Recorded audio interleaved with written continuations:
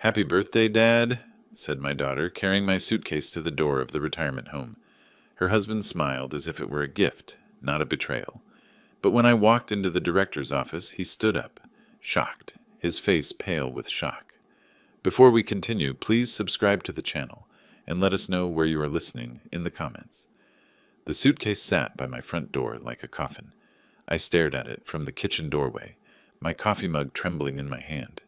Brown leather, brass clasps, the one Ellen and I bought for our honeymoon 45 years ago. But I hadn't packed it. Hell, I hadn't even touched it since we stored it in the closet after her funeral. My bare feet felt cold against the hardwood as I approached it. The zipper was pulled tight, corners bulging with hastily stuffed clothes. A slip of paper jutted from the side pocket, my handwriting but shakier than usual. Howard Lester, Silver Oaks Residential Care. "Meredith," I called toward the stairs, though I knew she wasn't here. The house echoed back my own voice, hollow and confused. Ellen's photograph watched me from the mantel, her silver frame catching morning light. In it she wore that blue dress from my 65th birthday, the last one we celebrated together. She'd insisted on baking my favorite cherry pie, even though her hands were already too weak from the treatments.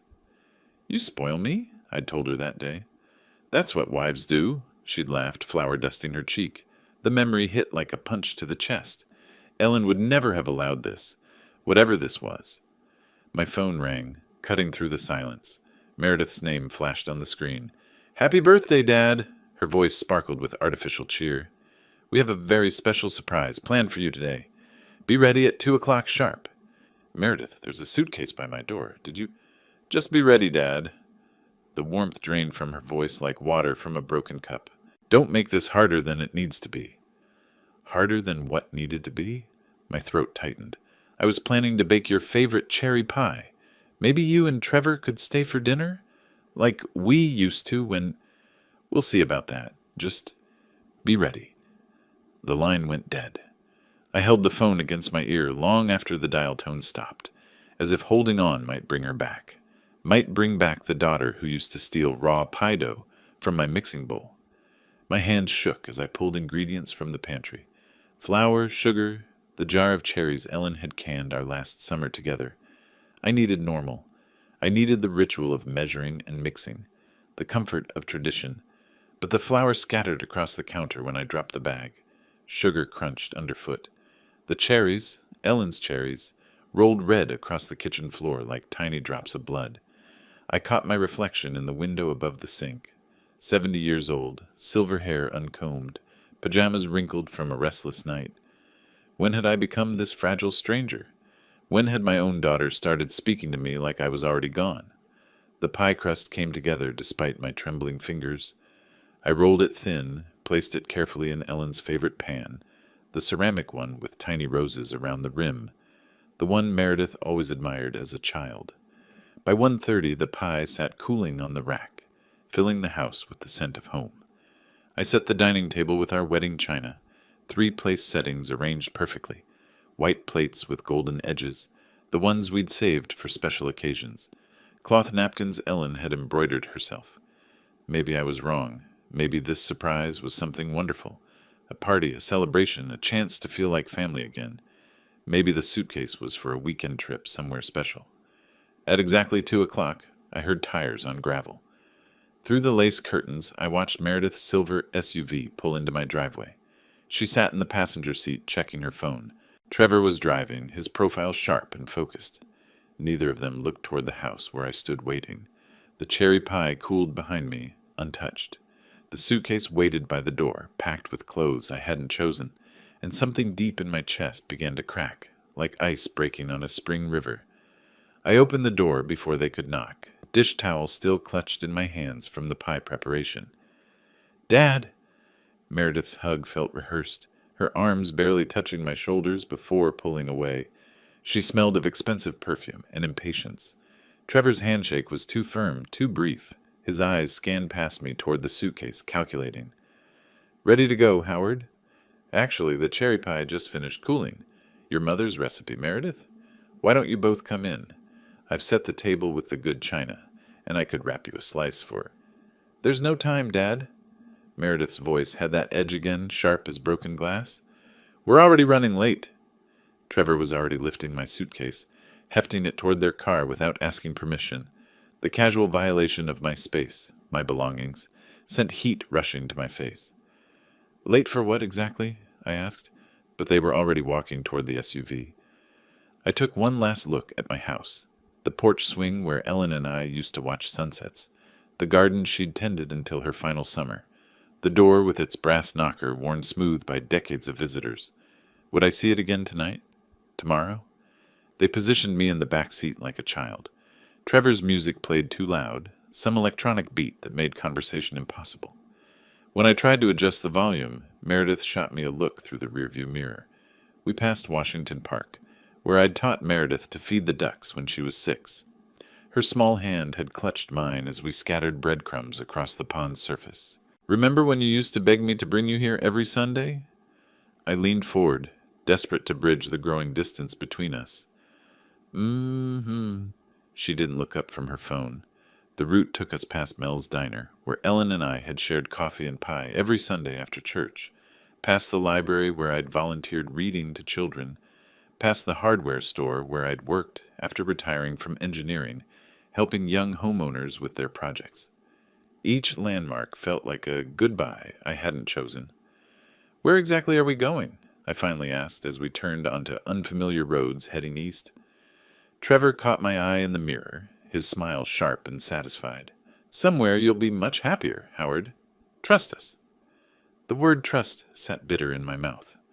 When had my daughter and her husband started speaking about me rather than to me? When had I become Howard instead of Dad? Meredith was texting someone, her fingers flying across the screen. I caught fragments. Finally doing it. And oh, wow, much better this way. The phone's blue light reflected off her face, making her features look cold and unfamiliar. 20 minutes later, Silver Oaks came into view, a sprawling modern facility with manicured lawns and a circular driveway. The architecture was all glass and steel, designed to look expensive rather than welcoming. A sign by the entrance read, Silver Oaks Residential Care, where life begins again. My stomach dropped. Are we visiting someone? Meredith turned in her seat, that artificial brightness returning to her voice. Happy birthday, Dad. This is your new home. The words hit me like a physical blow. My chest tightened, making it hard to breathe. New home? The cherry pie I'd baked sat abandoned in my kitchen. The table I'd set with Ellen's china would remain empty. The suitcase I hadn't packed contained clothes for a life I hadn't chosen. Trevor parked under the covered entrance, already reaching for the keys. Through the windshield, I could see elderly residents in wheelchairs on the covered patio, staring blankly at the landscaping. This is temporary, right? My voice sounded small, desperate. Just until... Let's just see how you settle in, Meredith said, avoiding my eyes. The car's engine ticked as it cooled. Somewhere in the distance, I could hear the sound of lawnmowers maintaining the facility's perfect appearance. Everything was so neat, so orderly, so final. I sat frozen in the back seat while they climbed out, their movements efficient and practiced. This wasn't a surprise. It was an execution, and I was the only one who didn't know it was coming. Trevor yanked my suitcase from the trunk with unnecessary force, the leather scraping against the car's edge. I can help with that, I offered, but he waved me away. We've got this handled, Howard. His tone was dismissive, like I was already less than capable. Meredith checked her watch for the 3rd time in 2 minutes, her foot tapping against the asphalt. She wouldn't meet my eyes, focusing instead on the facility's automatic glass doors. How long will I be staying here? I asked as we walked toward the entrance. Let's just see how you settle in first, she replied, the same evasive answer as before. My house key still hung on my keychain, solid and familiar in my pocket. If this was temporary, why did it feel so permanent? Why had they packed everything I owned into a single suitcase? This is for your own good, Dad. Meredith's voice carried the rehearsed quality of someone who'd practiced this speech. You're not getting any younger, and frankly, we can't provide the level of care you need. But I bought you that house in Beaverton, I said, desperation creeping into my voice. I funded Trevor's coffee shop when no bank would touch it. I've never asked for anything in return except, You forget where you put your keys? Meredith interrupted, cutting off my words like they were inconvenient noise. Last month you couldn't remember where you parked at the grocery store. Those are warning signs, Dad. Trevor nodded enthusiastically, his salesman's smile sliding into place. Here you'll have nurses available 24 hours a day. There's a gym, even yoga classes. Much better than sitting alone in that big empty house. That big empty house where I'd raised her, where Ellen and I had built 45 years of memories, where the cherry pie I'd baked this morning still sat cooling on the counter. As we approached the entrance, I caught fragments of their whispered conversation. They thought the ambient noise of the fountain in the distance would mask their words, but my hearing was still sharp. Now we can finally sell his house, Trevor murmured to Meredith. Put everything into the coffee shop expansion. The real estate agent thinks we can get at least $800,000, she whispered back. Maybe more if we stage it right. The words hit me like ice water in my veins. $800,000. The house Ellen and I had scrimped and saved to buy, where we'd painted every room ourselves, where we'd planned to grow old together. They'd already talked to a real estate agent, already planned my life around their profit margins.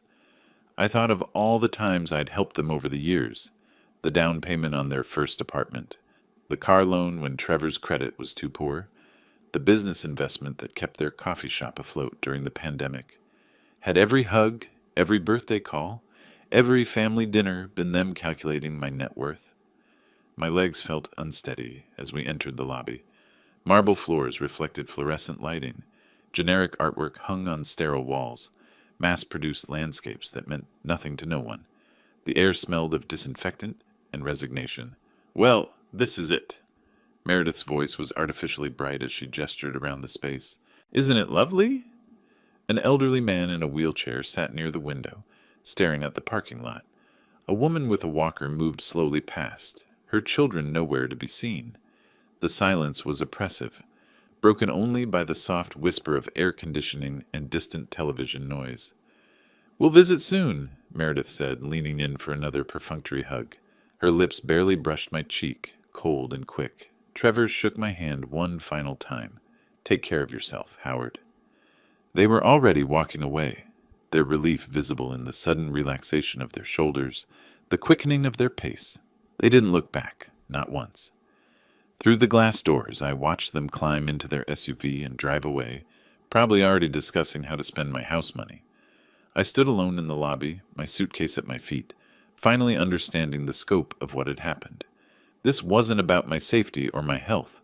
This was about $800,000 and the inconvenience of an aging father who had outlived his usefulness. The automatic doors whispered shut behind me, sealing me into my new reality. Somewhere in the distance, a television played game shows to an empty room. A nurse walked past, her shoes squeaking against the polished floor, not bothering to acknowledge my presence. I was no longer Howard Lester, retired engineer, loving husband, generous father. I was a resident, a problem solved, a house sold. But as I stood there, something cold and calculating began to crystallize in my chest. They had underestimated me in fundamental ways. They knew about the house, but not about the investment portfolio Ellen and I had built. They knew about my age, but not about my connections. They knew about my loneliness, but not about my capacity for strategic thinking. I picked up my suitcase and walked toward the reception desk, my footsteps echoing in the sterile space. If they wanted to play games with my life, they were about to learn that 70 years of experience had taught me a few things about winning. Mr. Lester? A woman's voice cut through my spiral of thoughts. I'm Jennifer, your care coordinator. She approached with the practiced sympathy of someone who delivered this speech hundreds of times. Soft scrubs, comfortable shoes, a badge photo that looked optimistic about working with elderly residents. Her smile never quite reached her eyes. Ready to see your new home? I followed her across the marble floor, my footsteps echoing in the sterile space. The suitcase handle felt foreign in my grip, packed by hands that weren't mine, filled with clothes chosen by someone who didn't know me. Jennifer chatted about meal times and activities while I studied the institution's details with an engineer's eye. Beige walls designed to be calming but achieving only blandness. Classical music played at low volume, probably selected by a committee to be inoffensive. The elevator whispered upward. Second floor, room 237. Here we are, Jennifer's enthusiasm bordered on manic as she opened the door with a keycard. Your own private space. The room was smaller than my walk-in closet at home. Twin bed with industrial white linens. Dresser that looked like it belonged in a college dormitory. Single window facing the parking lot, where I could see Meredith's SUV had already disappeared into traffic. Dinner's at 5 p.m. sharp, Jennifer continued, pointing toward a schedule posted by the door. Activities room is down the hall if you want to socialize. Physical therapy starts Monday if your doctor recommends it. She left me alone with a cheerful promise to check on me later. The door clicked shut with institutional finality. Silence pressed against my eardrums. Outside, cars moved through the parking lot like blood cells through arteries, purposeful, going somewhere, living actual lives. I sat heavily on the bed, the mattress too soft, unfamiliar. The suitcase weighted like evidence of my diminished circumstances. My hands shook as I pulled the zipper open. Inside, shirts I recognized but hadn't worn in years, socks with holes Ellen would never have tolerated, underwear that belonged in the rag pile. But missing.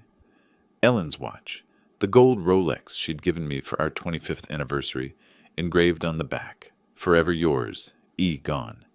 The family photo albums that documented Meredith's childhood, our trips to Europe, 45 years of marriage, gone. My engineering notebooks, leather-bound volumes containing decades of invention ideas, business plans, the foundation documents, gone. I searched through every pocket, every fold of fabric. Nothing. She'd taken everything that mattered, everything that proved who I was, who I'd been, left me with the detritus of an old man's wardrobe. These old things just clutter up your space, Dad. Meredith's voice echoed in my memory from her last helpful visit. She'd insisted on organizing my closet, going through my dresser drawers. I'd been grateful for the attention, pathetically pleased she wanted to spend time with me. The silver cufflinks Ellen bought me for our first Christmas together, gone after that visit. Ellen's jewelry box, emptied during Meredith's spring cleaning session. She'd called it decluttering, said she was helping me simplify my life. She'd been erasing my life, piece by piece, memory by memory. I stood at the window, watching the Oregon coast fade into evening darkness. Cars moved through the parking lot below, their headlights cutting through gathering dusk. Normal people heading home to normal lives, while I stood trapped in this sterile box. But Meredith had made one crucial miscalculation. She saw a lonely old man, vulnerable and dependent. She didn't see the engineer who'd built a medical device empire from nothing. She didn't know about the foundation Ellen and I had created, the connections I'd maintained, the resources she'd never dreamed existed. Somewhere in the distance, I heard the soft ding of the elevator arriving, footsteps in the hallway, a staff member approaching the building entrance below. Time to remind everyone exactly who they were dealing with. I walked through Silver Oaks with purpose now, my stride confident, despite the institutional carpet designed to muffle sound. The hallways told a story my engineer's eye could read easily, cost-cutting measures everywhere, understaffed nursing stations, residents sitting alone in common areas, some staring blankly at muted television screens showing game shows no one was watching. The administrative wing felt different immediately. Thicker carpet, actual artwork instead of mass-produced prints, furniture that suggested comfort rather than mere function.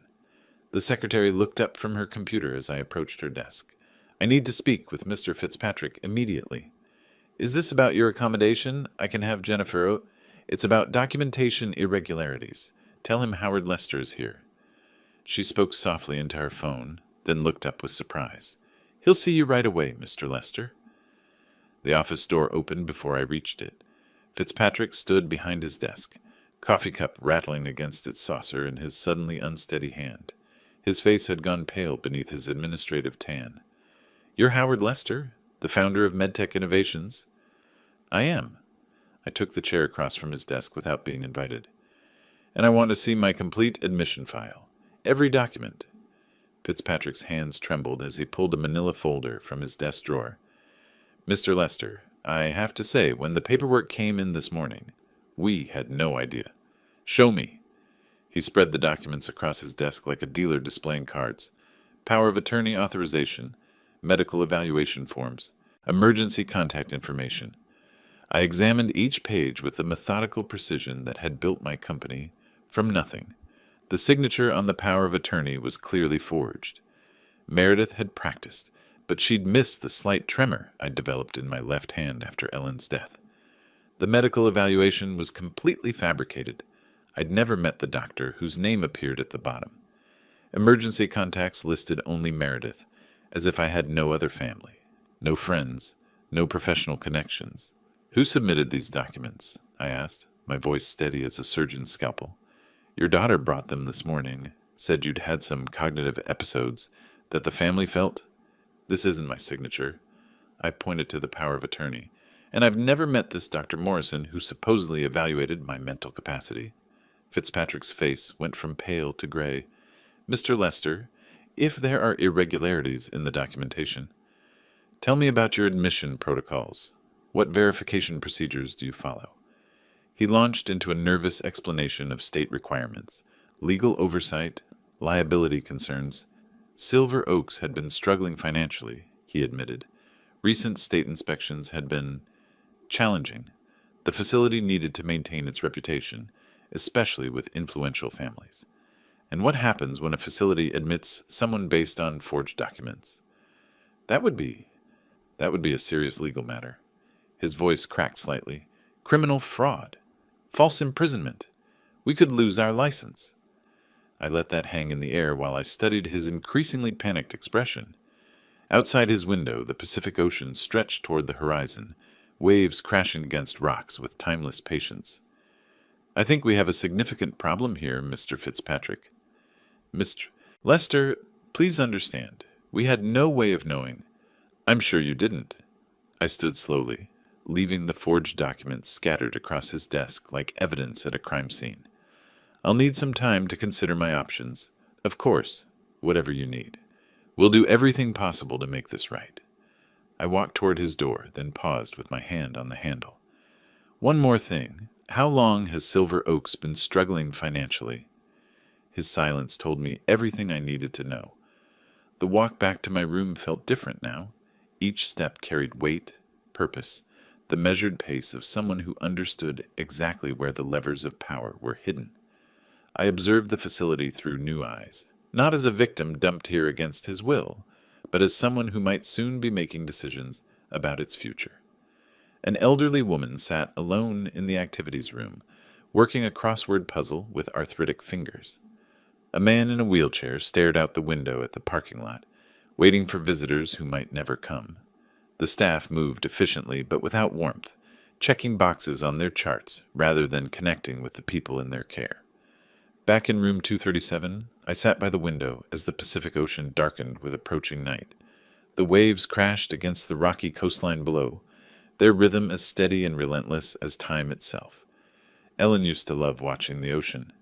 It makes our problems seem smaller, she'd say, her hand warm in mine as we stood on the deck of our house. Our house. The one Meredith planned to sell for $800,000. Memory pulled me backward to Silicon Valley in 1979, when personal computers were still experimental toys and medical technology meant stethoscopes and X-ray machines. Ellen and I had worked 18-hour days in a garage, developing the first portable heart monitors that could transmit data wirelessly to hospitals. MedTech innovations started with a borrowed desk and a vision of technology serving humanity. We're not just building a company, Ellen had told me the night before our IPO. We're building a legacy.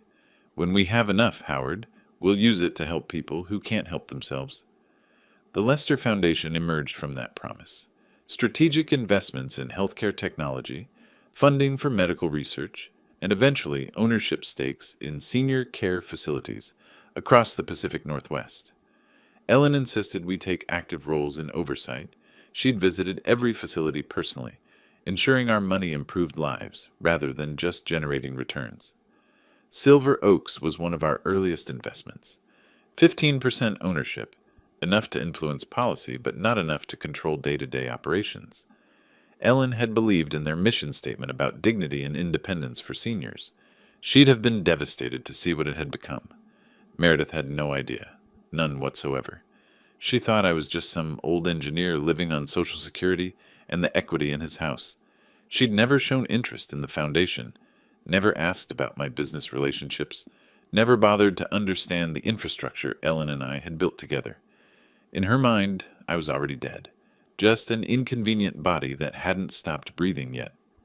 I pulled out my phone and scrolled through contacts I hadn't called in months.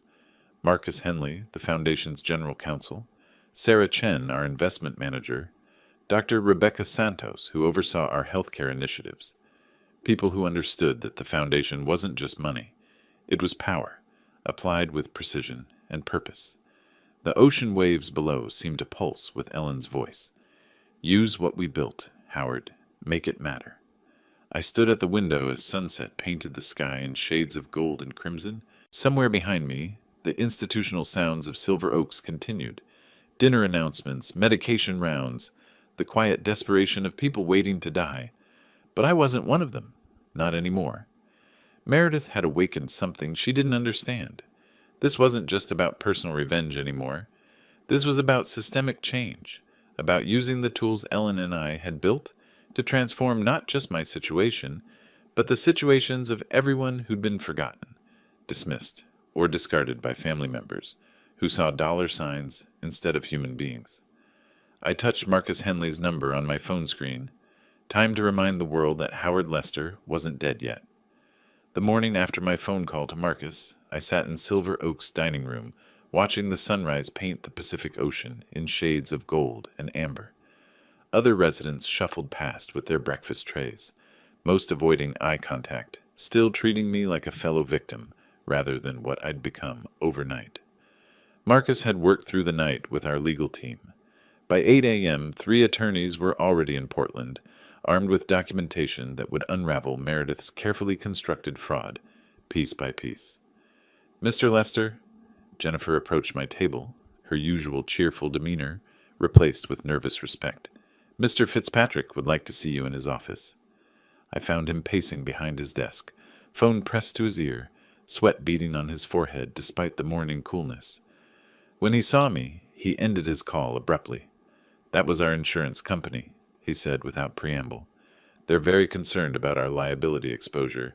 If someone was admitted based on forged documents, that someone has a name, I interrupted quietly, and that someone built the medical device company that revolutionized cardiac monitoring in the 1980s. I suggest you remember that. Fitzpatrick's Adam's apple bobbed as he swallowed hard. Of course, Mr. Lester. What I mean is, we want to cooperate fully with any investigation. Good, because Detective Morrison from the Portland Police Fraud Division will be here at 10 a.m. She'll need access to all admission records, staff interviews, and security footage from April 20th. You've already contacted the police? I stood slowly, my reflection caught in the window behind his desk. I've contacted everyone who needs to know. The district attorney's office is opening a formal investigation into elder abuse and document fraud. The state licensing board wants to review Silver Oak's admission procedures, and my foundation's board of directors is very interested in how their investment has been managed. For the first time since this began, I felt the satisfaction of watching someone else's face drain of color. Fitzpatrick sank into his chair like a deflated balloon. What can we do to make this right? You can start by treating every resident here with the dignity they deserve, I said, and you can prepare to explain to investigators exactly how easily your facility was deceived by a woman with a forged power of attorney. I left him with that thought and walked back to my room. Through the window, I could see a police car pulling into the visitor parking area. Detective Morrison right on schedule. My phone buzzed with a text from Marcus. Search warrant executed on M's house at 7 a.m. Found Ellen's jewelry, your engineering notebooks, family photos, everything documented as evidence. Another message followed immediately. Trevor's business bank records show payment to document forger. Paper trail complete. I set the phone aside and opened the window to breathe the salt air. Somewhere across town, Meredith was probably discovering that her careful planning had overlooked one crucial detail. She'd never bothered to learn who her father really was. The morning ocean breeze carried the sound of seagulls calling to each other above the waves. It reminded me of Ellen, who loved watching them dive for fish from our deck. She'd always said they were patient hunters, waiting for exactly the right moment to strike. Below in the parking lot, Detective Morrison was getting out of her car, briefcase in hand. Perfect timing, Ellen. Perfect timing. Detective Morrison was younger than I'd expected, maybe 40, with the kind of sharp focus that came from years of untangling financial crimes. She set up her laptop in Silver Oak's conference room like a surgeon arranging instruments. Mr. Lester, I've reviewed the preliminary evidence your attorneys provided. This appears to be a systematic fraud spanning several months. Fitzpatrick shifted uncomfortably in his chair beside me. Detective, I want to emphasize that Silver Oaks had no knowledge of any irregularities. Mr. Fitzpatrick, Morrison interrupted without looking up from her screen. Your facility's procedures are part of this investigation.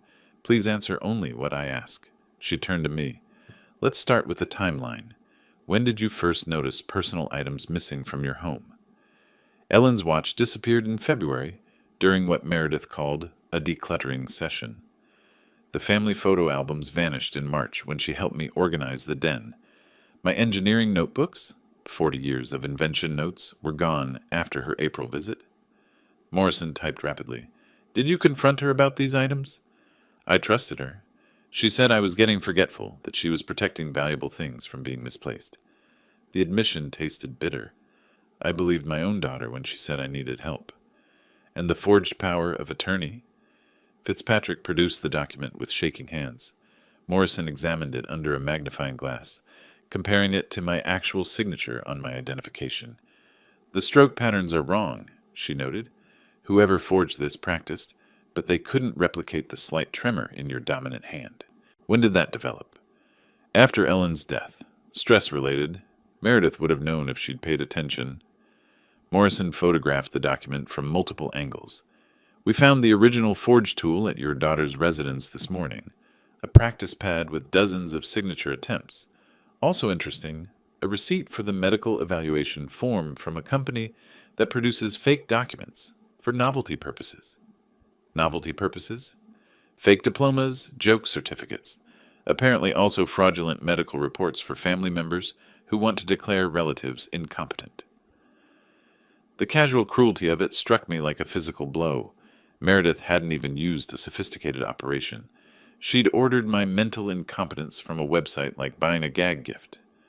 There's more, Morrison continued.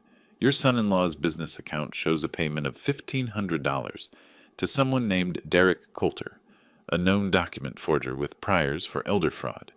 He's already agreed to testify in exchange for reduced charges. Fitzpatrick made a strangled sound. $1,500 to destroy a man's life? Actually, Morrison said, consulting her notes, the payment was itemized as consultation services. Very professional. They even asked for a receipt. She showed me photographs from the search warrant execution, my dining room table covered with evidence bags, Ellen's jewelry laid out like pieces of a puzzle, my engineering notebooks, the leather covers worn smooth by decades of use, family photos scattered across the kitchen counter where Meredith had apparently been deciding which memories to erase. The interesting thing, Morrison continued, is how methodical this was. Your daughter created a paper trail, proving your alleged incompetence, while simultaneously stealing evidence of your actual achievements. It's like she was trying to rewrite history. Through the conference room window, I could see Edna in her wheelchair, reading a book in the courtyard. Lyle was setting up a chessboard nearby, though the chess club had been canceled months ago due to budget constraints. Normal people living diminished lives because institutions prioritized profit over dignity. Detective Morrison, what happens next? Grand jury indictment, probably within 2 weeks. Elder abuse, fraud, conspiracy, identity theft. Your daughter and son-in-law are looking at substantial prison time if convicted. She closed her laptop with a definitive snap. Mr. Lester, in 20 years of investigating financial crimes, I've never seen such a complete paper trail. They documented their own criminal conspiracy. After she left, I sat alone in the conference room, watching the Pacific Ocean through salt-stained windows. Somewhere in Portland, Meredith was probably consulting lawyers, learning that her father wasn't the helpless old man she'd thought she was erasing. My phone rang. Marcus. Howard, you need to see the evening news. The evening news played on every television at Silver Oaks. Residents gathered in the common room, their dinner trays forgotten as the anchor delivered the story that would define my daughter's legacy. Portland police have arrested a local businesswoman and her husband on charges of elder abuse and fraud. Meredith Walsh and Trevor Walsh allegedly forged documents to have her 70-year-old father committed to a care facility against his will.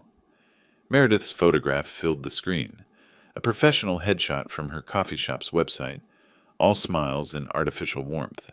The irony wasn't lost on me. The victim, Howard Lester, is the founder of MedTech Innovations and a prominent Portland philanthropist.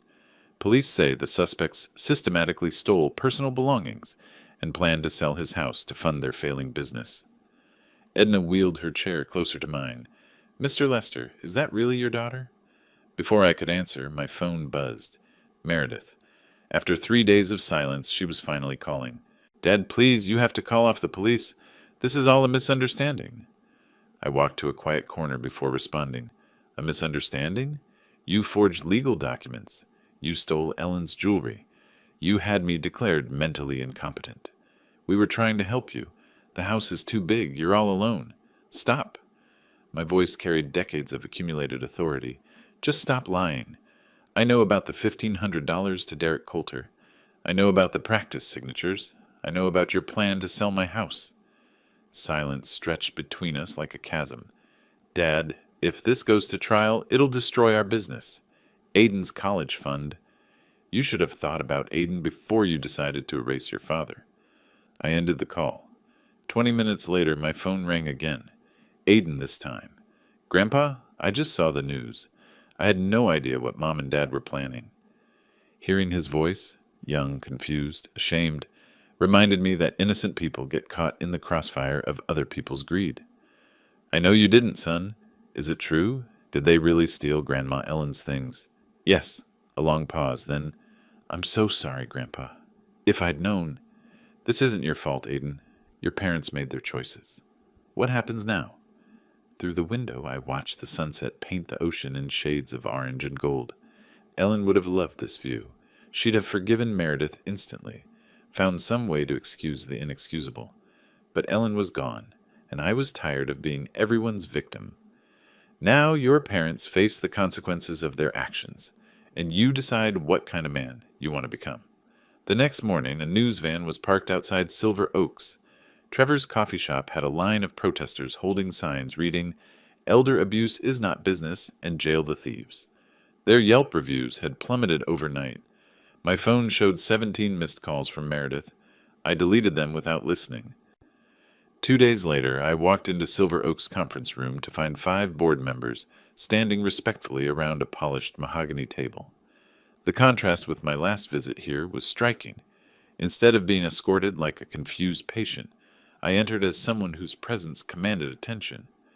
"Mr. Lester," Fitzpatrick began, his voice carrying none of its previous condescension, "we'd be deeply honored if you would consider joining our Patient Care Oversight Board." The other members nodded with the kind of deference usually reserved for major donors, which I supposed I was. "I accept," I said, settling into the chair they'd pulled out for me, "provided we prioritize resident dignity above profit margins." Board member Patricia Chen, a retired hospital administrator, leaned forward. "We've reviewed your preliminary recommendations: the chess club restoration, library renovation, art therapy program. What's the projected investment?" $300,000 for the first year. I opened the portfolio Marcus had prepared. "The Lester Foundation will cover all expenses. Dignity doesn't have a price tag." The room fell silent, except for the scratch of pens taking notes. I'd learned long ago that specific numbers make abstract concepts concrete. "Mr. Lester," asked board member James Rivera, "what's your timeline for implementation?" "Chess club resumes next Tuesday. I've already contacted Lyle Brennan to coordinate. He's an excellent player who's been languishing without intellectual stimulation. Library renovation begins Monday, with new large print books arriving Thursday. Art therapy starts the following week with students from Portland Community College." I slid photographs across the table: the empty activity room, outdated common areas, understaffed nursing stations. These aren't just budget items, they're people's lives. We toured the facility together, and I watched their expressions change as they saw Silver Oaks through resident eyes, rather than administrator convenience. Edna showed us her small collection of books, apologizing for their worn condition. Lyle demonstrated chess moves on an improvised board made from cardboard and bottle caps. This space could accommodate 20 chess tables, I told the group, gesturing toward the underutilized recreation room, and this wall would be perfect for displaying resident artwork. Board member Dr. Martinez nodded thoughtfully. The resident engagement would improve dramatically. Engagement, physical health, mental stimulation, family satisfaction, everything interconnected, I agreed. Quality care isn't expensive when you measure the right outcomes. Back in the conference room, I signed the board appointment documents, while they watched with something approaching awe. The foundation commitment papers followed, making the funding legally binding. One more thing, I said, capping my pen with deliberate ceremony.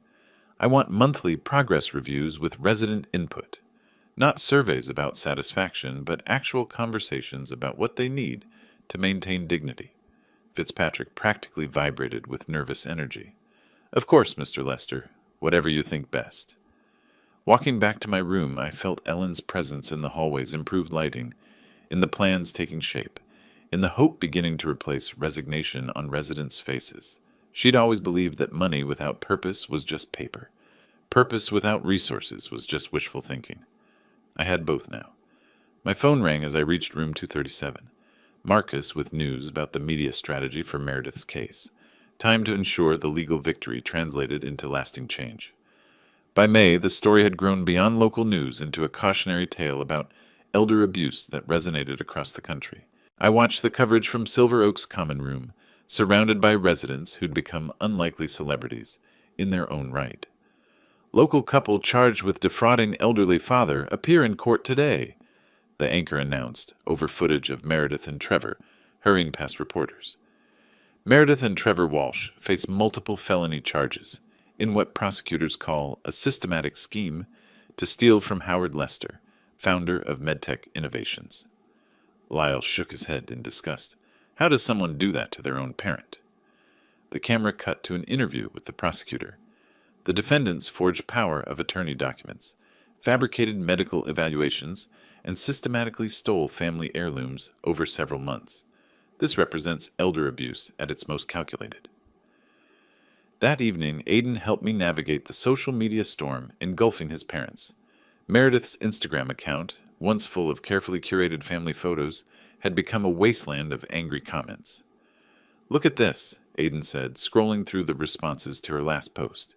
A picture of her and Trevor smiling at their coffee shop. Disgusting.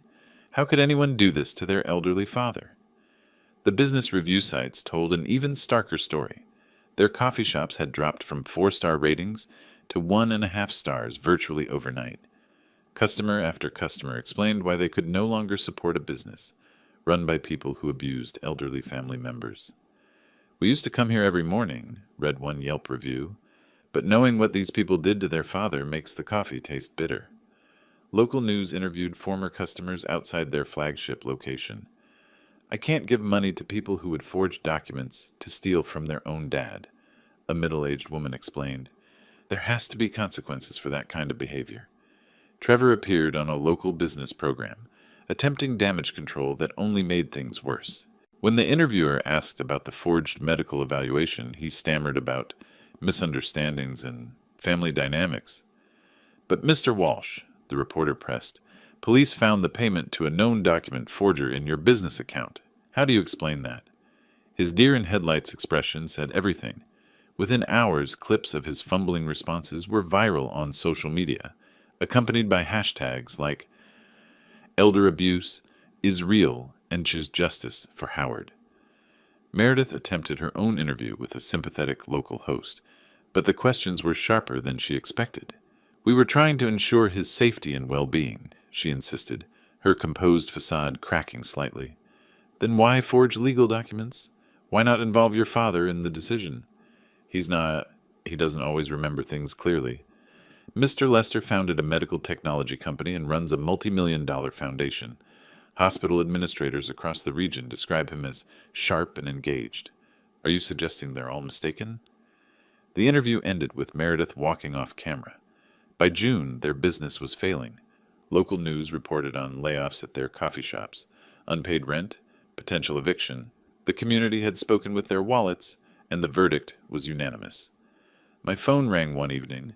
Aiden, now 18 and preparing for college. "Grandpa, I've been thinking about changing my major to nonprofit management. I want to learn how to run a foundation properly." Through my window, the Pacific Ocean reflected the sunset in shades of gold and crimson. Ellen would have been proud of the boy Aiden was becoming despite his parents' choices. "That's excellent, son. The foundation will need leadership from someone who understands that true wealth lies in helping others." A year of transformation was almost complete. April 20th, 2025, exactly 1 year later, I stood in my own kitchen again, the morning light streaming through windows that faced the garden Ellen and I had planted together. The cherry pie baking in the oven filled the house with the same sweet scent as that terrible morning 12 months ago. But everything else had changed. My suitcase sat in the closet where it belonged. Ellen's jewelry box was back on our dresser, each piece carefully returned after serving as evidence. The family photo albums lined the living room shelves again, documenting happier times, when I still believed in my daughter's love. The doorbell rang at exactly 2 o'clock. Not Meredith this time. She was serving an 18-month sentence for elder abuse and fraud. Instead, Aiden stood on my porch, now 19 and studying nonprofit management at Portland State University. "Happy birthday, Grandpa." His embrace was warm, genuine, everything his parents had never been. We sat at my kitchen table, the one Ellen and I had chosen 40 years ago, while I explained the foundation documents he would inherit. "Your great-grandmother Ellen believed wealth was a tool for dignity," I told him as he signed the succession papers. "She used to say that money without purpose was just paper with numbers on it." "I understand, Grandpa. I promise to honor what you and great-grandma built." Together we drove to Silver Oaks for what had become my weekly board meeting. The transformation was remarkable. Chess tables occupied the recreation room, where 15 residents played with focused intensity. The new library hosted Edna reading stories to visiting children from Lincoln Elementary. Art therapy sessions filled the East Wing with laughter and creativity.